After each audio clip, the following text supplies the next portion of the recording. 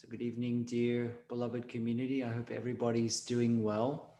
Today it is the 6th of September in the year 2020, and it's such a delight to have the opportunity to be together with everyone.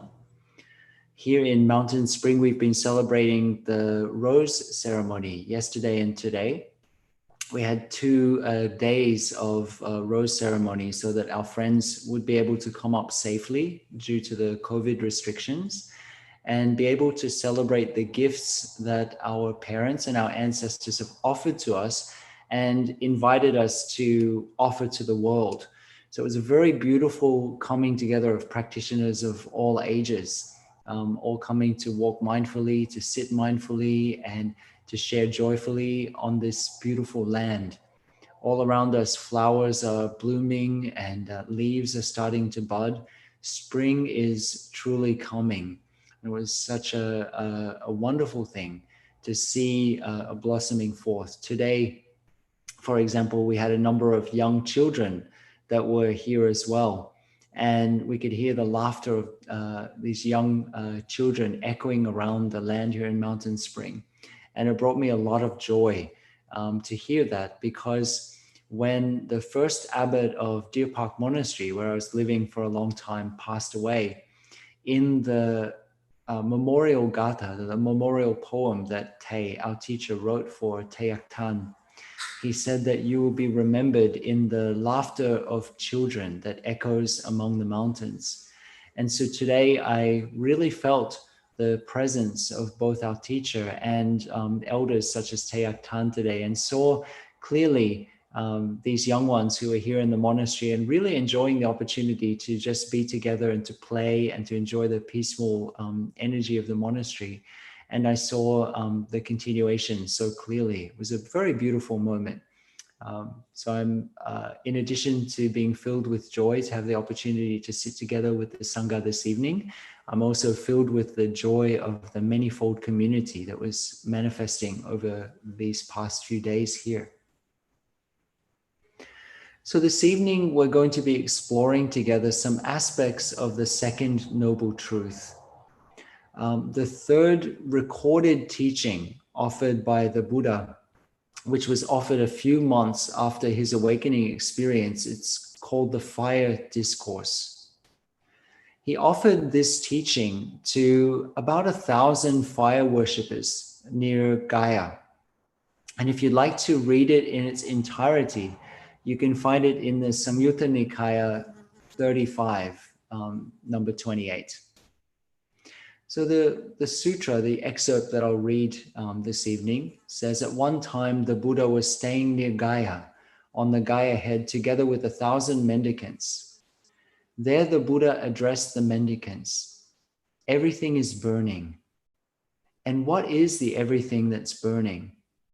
The eye is burning. Sights are burning. Eye consciousness is burning. Eye contact is burning.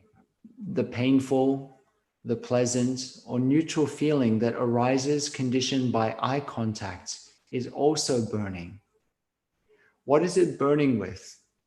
It's burning with the fires of greed, of ill will, and of delusion. It's burning with rebirth, with old age and death, with sorrow, lamentation, pain, sadness, and distress. And then the Buddha continues the same formulation for the ear, the nose, the tongue, and the body. And then says, the mind is burning, thoughts are burning, mind consciousness is burning, mind contact is burning. The painful, pleasant, or neutral feeling that arises conditioned by mind contact is also burning. Burning with what? Burning with the fires of greed, hate, and delusion, with rebirth, old age, and death, with sorrow, lamentation, pain, sadness, and distress, I say. Seeing this, the wise and noble disciple grows disillusioned with the eye, sights, eye consciousness, and eye contact. And they grow disillusioned with the painful, with the pleasant, or the neutral feeling that arises conditioned by eye contact, by ear, by nose, by tongue, by body, by mind, and the painful, pleasant, or neutral feeling that arises conditioned by mind contact. Being disillusioned in that way, desire fades away. When desire fades away, they're freed. When they're freed, they know they're freed. They understand this round of rebirth is ended. The spiritual journey has been completed for me. What had to be done has been done. There is no continuation of this endless round of samsara. That is what the Buddha said. Satisfied, the 1,000 mendicants were happy with what the Buddha shared. And while this discourse was being spoken, the minds of the 1,000 monks were freed. So in this pithy and powerful discourse, we see one of the main thrusts of the Buddha's teaching, which we'll be exploring this evening. There are so many layers to this teaching, but before we delve into just a couple of them this evening, I want to mention that it's always a moving experience for me to read this discourse, because not only is it a powerful infusion, a powerful transmission, but it also shows us the Buddha's incredible skillfulness as a teacher. He was able to understand to whom he was speaking, in which situation his listeners were, and to be able to use experiences that they were familiar with to be able to present the Dharma. If we're lucky enough to meet such a teacher who's able to meet us where we're at, we're indeed lucky. And the Buddha didn't only meet these mendicants, the fire worshippers, where they were at. He used their own experience, their frame of reference, to call them forth. This is the mark of a great teacher. In this discourse, we hear a lot about the world. The world here is, of course, the world outside, but also the world inside. We hear about the world being on fire with this pervasive sense of lack, which is one of the fundamental aspects that gives rise to this feedback loop that we give the convenient name craving.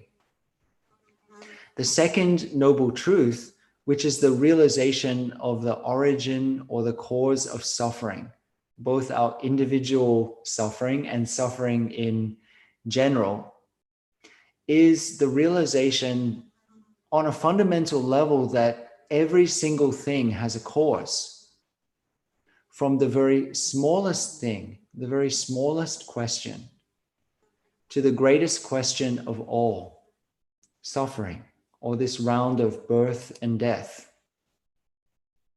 Every single thing that we experience in our lives doesn't arise out of nowhere, but arises due to various causes and conditions. When we speak of dukkha, or suffering, or unsatisfactoriness, then the Buddha shares with us in this discourse and throughout his teaching career that the cause, the fundamental cause or root is tanha, or craving. Tanha can be translated in many different ways. It's usually translated as craving. It can also be translated as thirst. The truth itself is shared in a very pithy way, a very concise way, but it is incredibly deep and profound, incredibly vast. To use the lens of the second noble truth, one approach could be to ask ourselves, what is my suffering? And what form of thirst or craving arriving from what sense of lack in me has caused this dis-ease, this lack of ease to arise? As Buddhist practitioners, we want to be very specific rather than just suffering or happiness as a generalization. What is my suffering? How does suffering manifest in my experience? What is my happiness? How does happiness manifest in my experience? rather than craving or thirst as a generalization. What is craving exactly? How does it manifest in me? Only then does our practice become something personal, become something real, and become something powerful, and not a generalization. The Buddha himself explained thirst or craving in the following way. He said, "Now this, friends, is the noble truth of the origin of suffering. It is this craving," again, tanha or thirst, "which leads to re-becoming. That is, craving for sensual pleasures, craving for becoming, and craving for non-existence."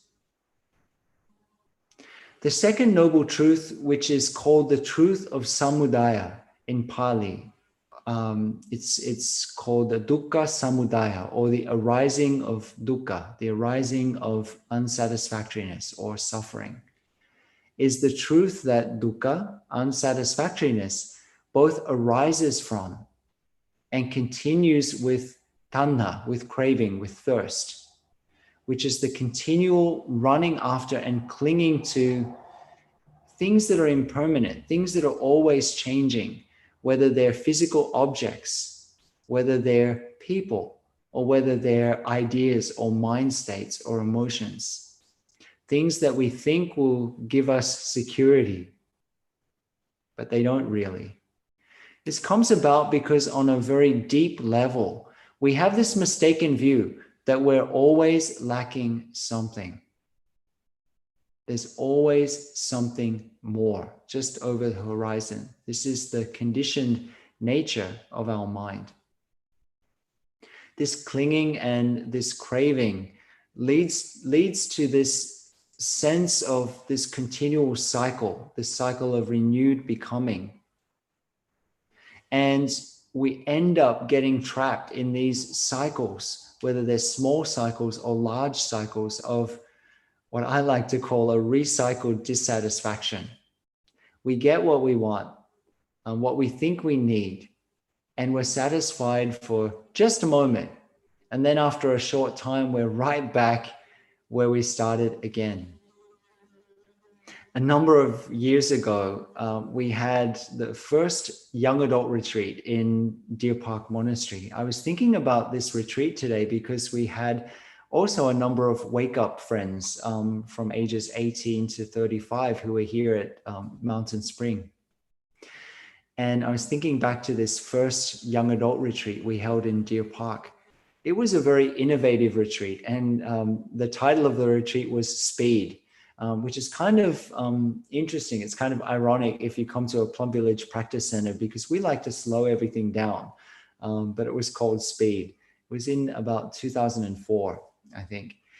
During that retreat, on one of the days, towards the end of the retreat, we actually divided the young retreatants up into different groups. Each group had a monastic in it. And we went down to the town nearby, and we all had different tasks to do. Some of us, we had the task of going to the post office, which is one of those delightful jobs. And we were standing at that time in 2004, roundabout then, there was always a very long and slow line in the post office. So one group had the job of going to the post office and standing in line to mail the different letters and packages that we had to mail from Deer Park Monastery at that time, and then to notice all of the different feelings that came up. To notice if they experienced a sense of frustration or anger or confusion, or to notice also how they were standing, or whether everybody was looking at each other while they were in line or ignoring each other, and so on. There was another group that went to the petrol station, to the gas station, to fill up the monastery cars and to do everything in mindfulness, but then to also, when they went to the gas station, their practice was to go and look around at the snacks in the gas station and see how many healthful snacks were in the gas station, and what was possible to have there. By the way, we were not just having everyone go down to town to do all the errands for the monastery, or that was not the purpose, but we wanted to help people to be able to have some concrete practices to do while they were actually engaged in tasks that people were often doing in their daily lives. So with everything we did, we had a contemplation, even sitting in the car, how to slowly and attentively put on our seatbelt and so on. It was a great retreat.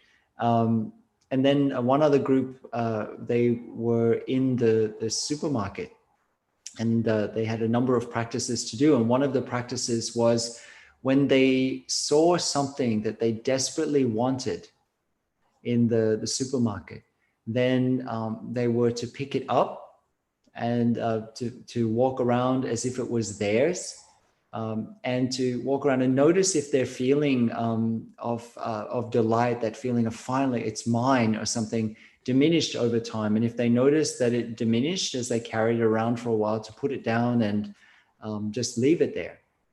Not a single person that was on that retreat actually bought their object. After carrying it around for a period of time, they just left it there, and they ended up coming and joining everybody in the park. And it was a very interesting experiment. In terms of the second noble truth, craving here, the word craving, or as we're translating tanha, is quite specific. And it includes three aspects. It includes kama tanha, which is the craving for sense pleasures, as we heard a moment ago, the thirst for the pleasures of the senses, a pleasant sight, a sound, a taste, a touch, and so on. Bhava tanha, which is a thirst, a wish, a desire, a craving to continue this cycle of coming to be, birth, or dissolution, death, that we spoke about last week. This craving to become something.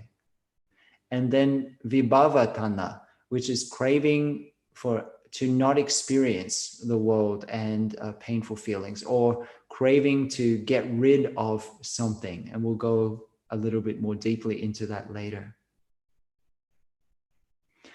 So basically, the second noble truth shares with us that there is an origin to all forms of suffering, and that the origin of suffering is clinging to and identifying with some form of these three strands, these three kinds of tanha, or desire, or craving. Desire for sense pleasure, desire to become something, or desire to get rid of. This is the insight and the practice of the second noble truth. Why don't we enjoy a sound of the bell?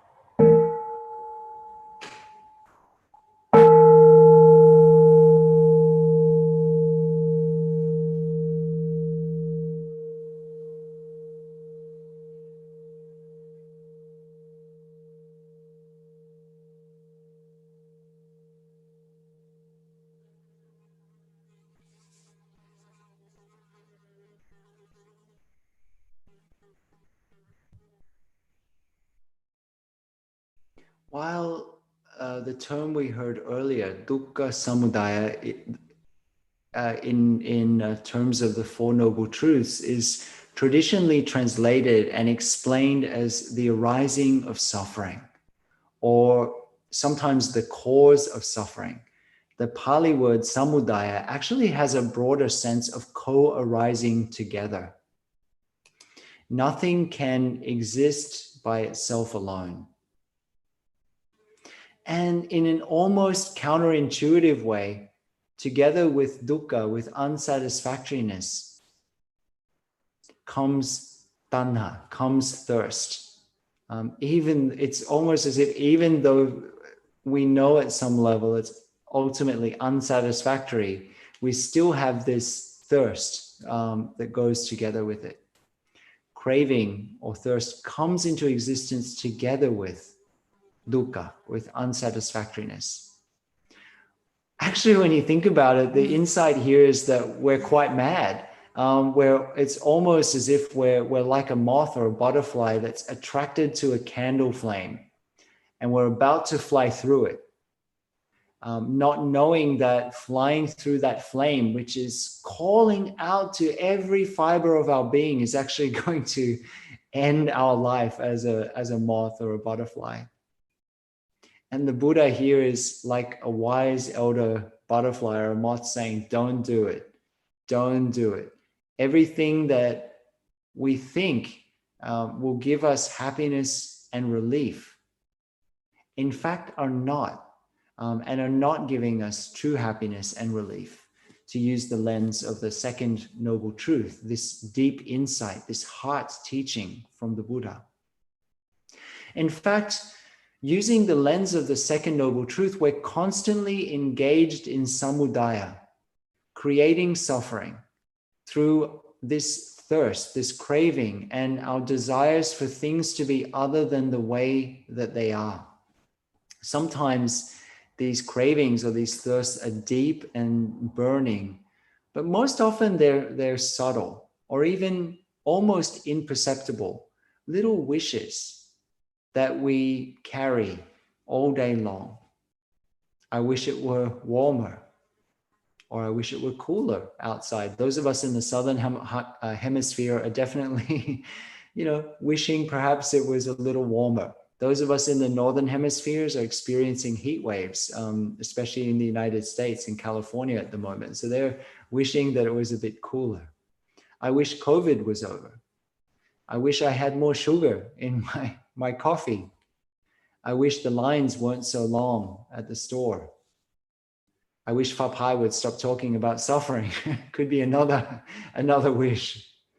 Understanding this tendency of samudaya, of these little wishes, it's not passivity or fatalism. In fact, if we understand the lens of the Four Noble Truths, and in particular the second Noble Truth deeply, we understand that in fact, rather than being an invitation to passivity and just this sense of like, it is what it is, there's nothing I can do. In fact, it's a radical call to engagement. The Four Noble Truths are deeply empowering and come from the foundational realization that it's possible for us, for each of us, to be able to transform our situation, to be able to transform our suffering. And yet, let's be honest, it's often feels as if it's a near constant battle going on within each one of us. But we can begin to understand these aspects of desire, and by understanding them, by shining a light on them, we can reduce the power, the sway that they have over us. It might be good to begin with understanding that things are not very often in this world of red dust, in this world of samsara, going to conform completely to our desire for them to be a particular way. And that developing the capacity to be okay with that is one of the most powerful and transformative things. We spoke last week about the 3 turnings of the wheel with regard to each of the Four Noble Truths.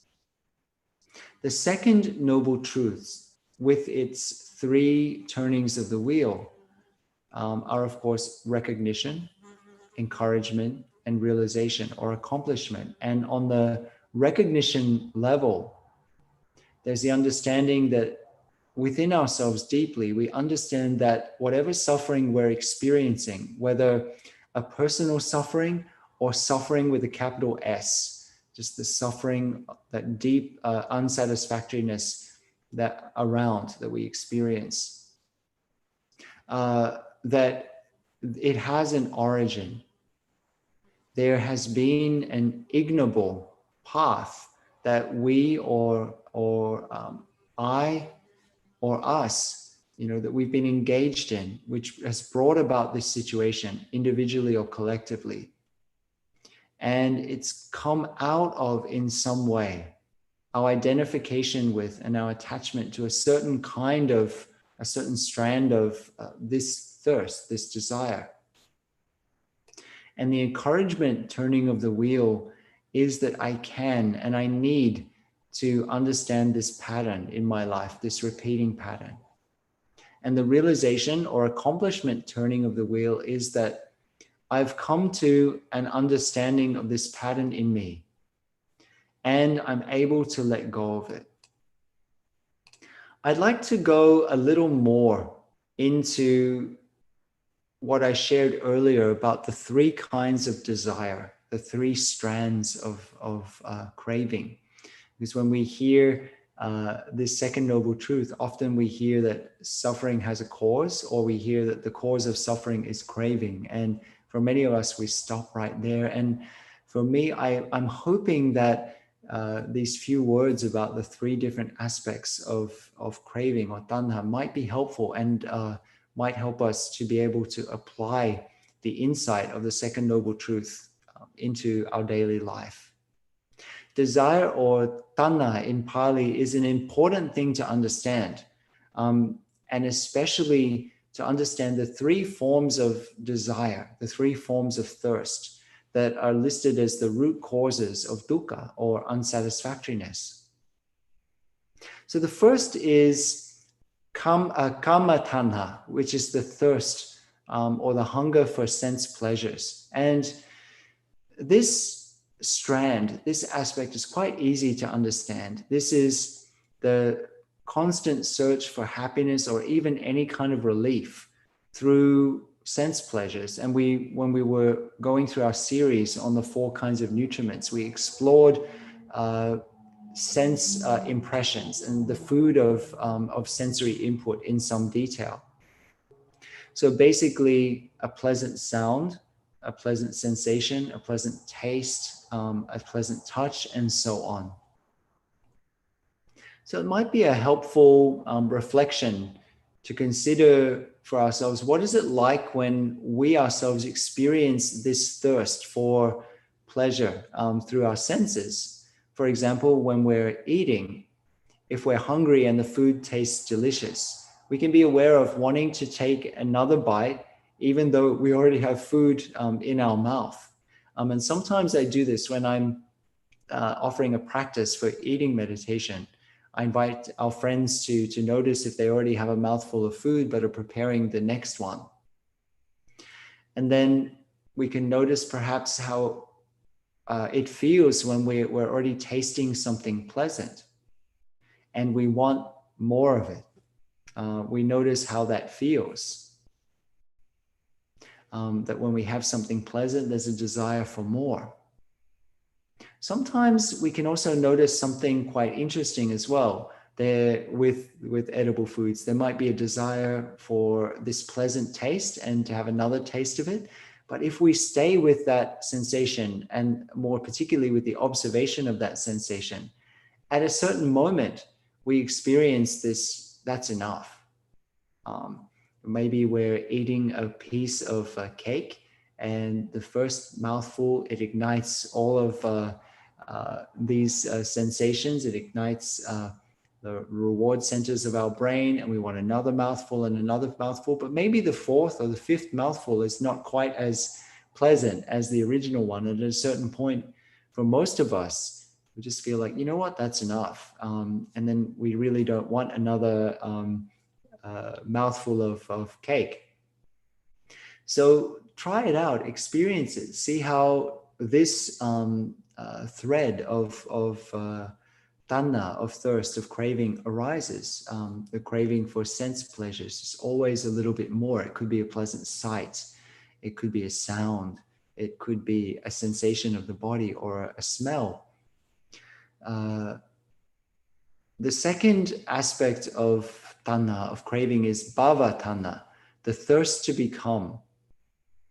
So in the second area of reflection, We contemplate the feeling of wanting to become something, anything really, other than what we are right now.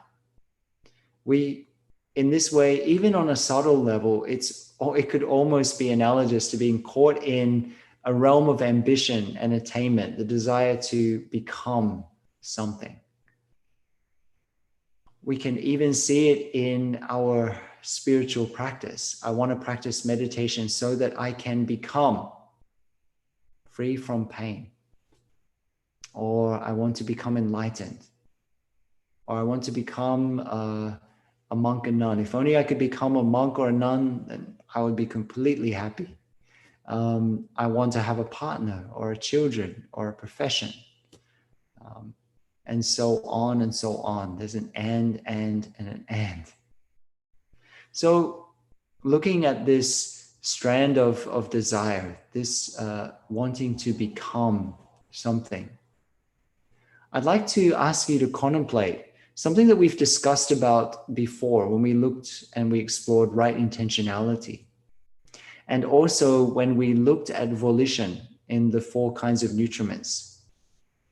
It's a question for contemplation.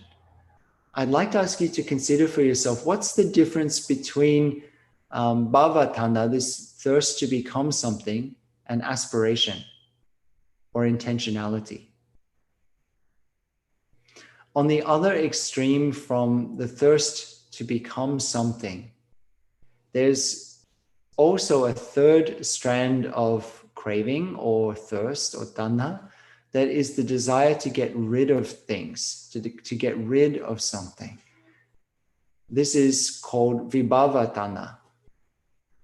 So it can be helpful as well to contemplate how this strand arises, how it manifests in us, in our consciousness, the desire to get rid of something. And this is another one, it's kind of the shadow side of spirituality. And I would actually say it is, if we notice that we have a strong tendency towards this, I would watch out, because a lot of times when we see spiritual bypassing, we also see this tendency, this vibhava tana strand to be quite strong. I want to get rid of my suffering. I want to get rid of my anger. I've got this anger and I want to get rid of it. If only I could get rid of jealousy, fear, and anxiety, everything would be perfect.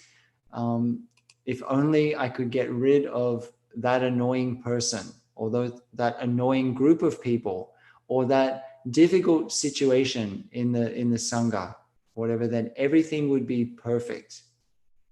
So, you know what? If we really have the insight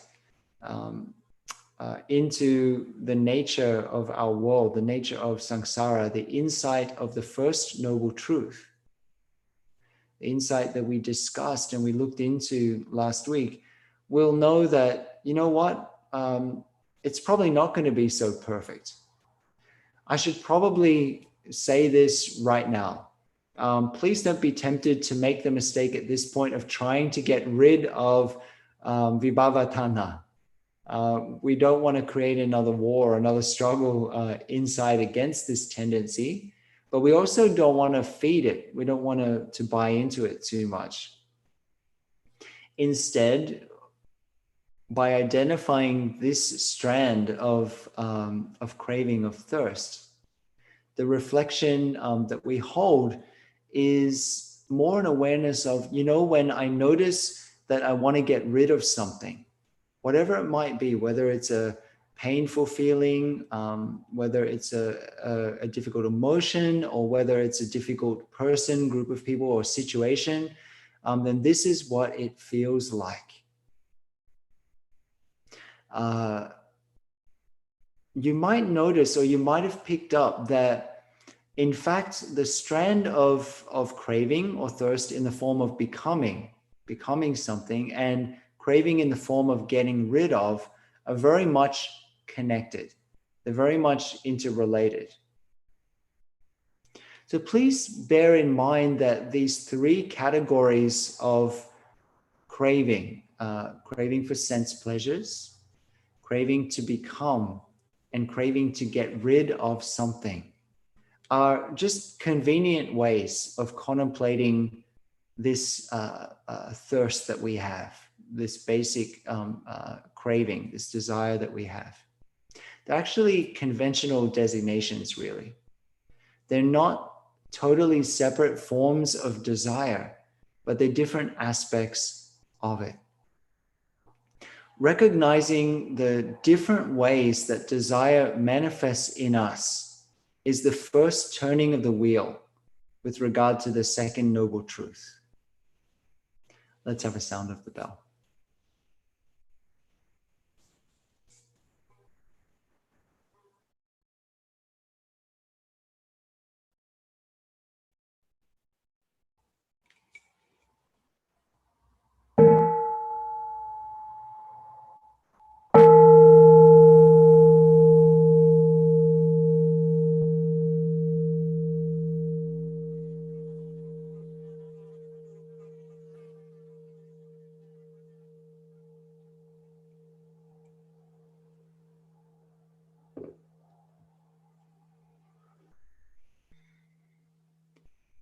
So when we consider the second turning of the wheel with regard to this noble truth, the encouragement, then in this turning of the wheel, we have the understanding that it's time to let go of this desire, whichever specific form of desire is manifesting in us, then this encouragement of knowing that it's time to let it go.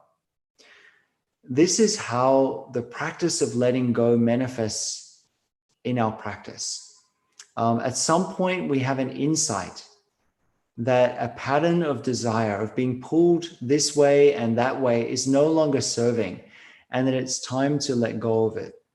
But that insight is not the same as a desire to let go of anything. If we haven't really developed a firm foundation of mindfulness and clear view, we tend to fall into the pattern of, I want to get rid of something, or I want to let go, or I have to let go of all of my desires. But actually, this is just another desire.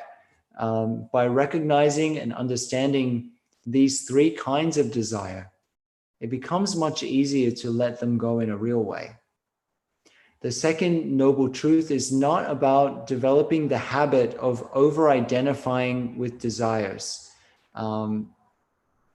It's about recognizing desires that manifest and how it has specifically manifested in your situation to contribute to your individual suffering. The practice of Buddhism, the practice of the Dharma, is not about beating ourselves up for having desire, but understanding that desire is conditioned into our mind, and that desires, by their nature, are impermanent. In fact, everything is impermanent. Everything's always in a state of change. Desire is not the ultimate state of our being, the ultimate nature of our being, but the way we tend to react out of ignorance, of not seeing clearly, when we haven't understood these four noble truths in their three aspects, the three different turnings of the wheel, right in the heart of our lives. Face it, everybody, like we tend to react like this to everything. And in fact, in some way, it's actually what we experience as normal. In Chinese medicine, there's a thought that if you have a chronic illness, at a certain point, our body begins to think that that chronic illness is normal. And the body has to relearn again what's normal, and it can struggle to relearn what's normal. And this is actually quite a good analogy of the view of Buddhism. What we think is normal is actually a mistaken and in many ways maladaptive behavior. But we're not just hopeless victims of tanha, of thirst, of craving, desire, or mindless desire only has control as long as we grasp it, if we believe in it, and we react to it unmindfully. Usually we equate suffering, dukkha, with a feeling, like a feeling of suffering. But feeling itself is not suffering. It's the grasping of desire. Desire in one of the three forms, the three main forms that manifest suffering in the view of Buddhism or the view of the Buddha. Let me give you a heads up. It might be a good idea to write this down in your consciousness. This is a real pointing out instruction. If there's nothing else to remember from this talk, this wall of words, then just remember this. Desire does not cause suffering. The cause of suffering is the grasping of an identification with desire. This is an important reflection for each one of us. It's our identification with, our desperate grasping onto our desire that brings suffering. As practitioners, we engage our mindfulness and our curiosity, our Dhamma Vichaya, our investigation, and we investigate desire as it arises, the different forms of desire, the different strands of desire as they arise, and we begin to know it for what it is. If we have some insight into the second noble truth ourselves, and we recognize the origin of a form of suffering, seeing how it came to be, then we realize that the problem is the grasping onto, the identification with one of the forms of desire. If we're grasping, then it's likely that we're not seeing so clearly. We don't have such a clear view of some aspect. We're selfing. We're creating an I, me, or mine around something. These desires are me, and there's something wrong with me for having them. Or I don't like the way I am now. I have to become something else. Or I have to get rid of something or someone before I can become what I want to be. All of this is desire in different forms. So as practitioners, we want to be able to listen to it, to smile to it, and maybe for advanced practitioners, to be able to laugh with it, with bare attention. Not saying it's good, not saying it's bad, but merely recognizing it for what it is and calling it by its true name.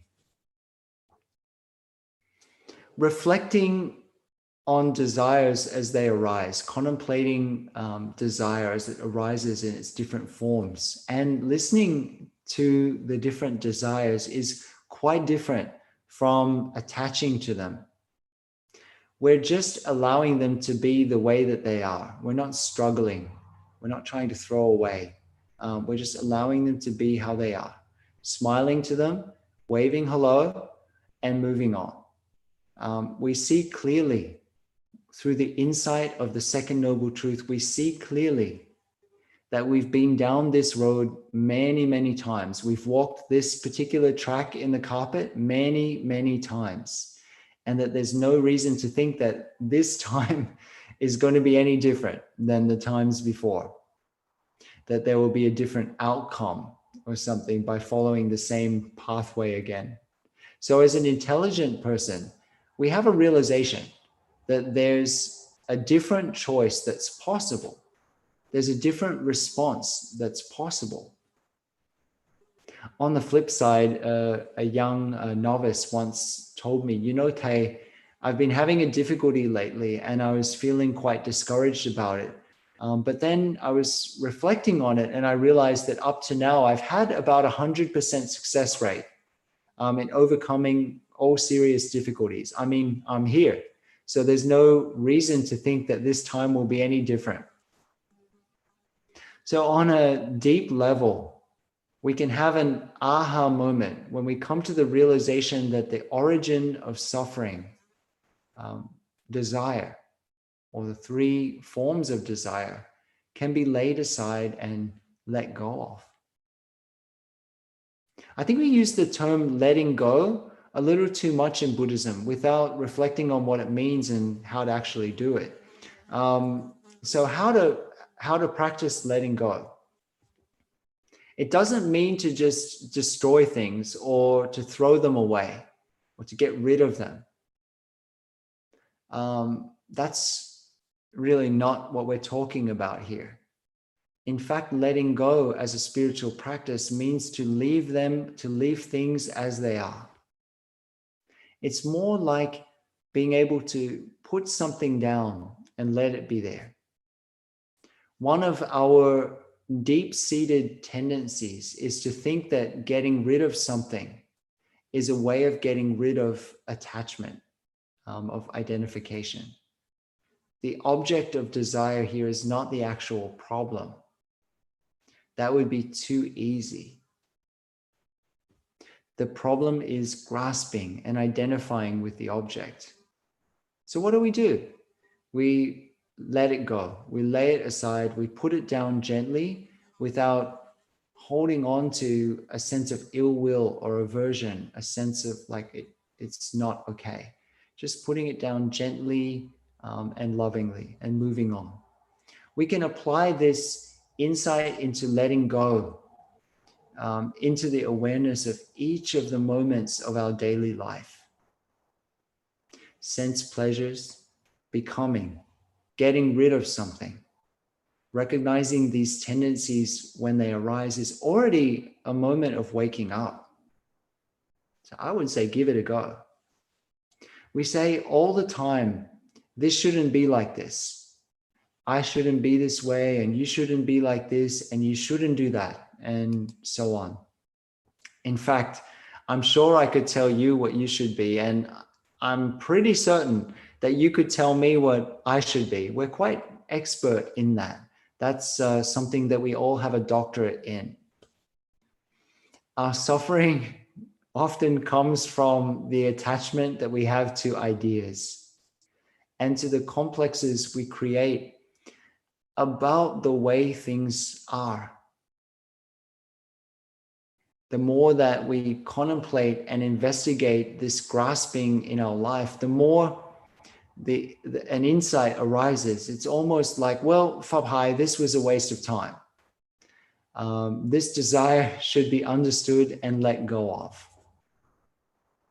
Then through the actual practice and the understanding of what letting go really is, we have the third insight into the second noble truth, which is this particular form of desire has been identified and has been able to be put down. It's been let go of. And we actually experience letting go, leaving behind, and moving on. This is not a theoretical letting go, not a struggle, but a direct insight. It's something that is very easy if we have that insight. We know that for ourselves that letting go has been accomplished. We feel freer, and freedom is actually what practice of Buddhism is all about. This journey of freedom is not only a one-time thing. This is not only a one-time insight, but the insight of the second noble truth, and in fact, all of the noble truths are insights that we keep rediscovering over and over again. We go to deeper layers with each issue over and over again in our lives.